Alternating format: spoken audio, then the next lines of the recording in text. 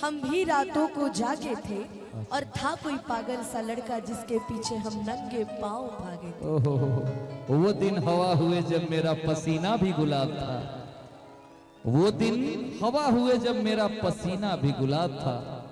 आज इत्र लगाता हूं तो खुशबू नहीं आती। जाने दो। जानता रहा ये बहुत पुराना गाना है, बहुत पुराना। ये गाना इतना पुराना है ना, हमको लगता है कि हम लोग बहुत छोटे छोटे थे और उस टाइम छोटके मोबाइलों में गाना सब ढेर बजत रहे। लड़किया कहत रहे जितेंद्र भैया से कि तूने साथ जो मेरा छोड़ा दीवाना तेरा मर जाएगा। तूने साथ जो इधर आ जाइए। मेरा छोड़ा दीवाना तेरा मर जाएगा।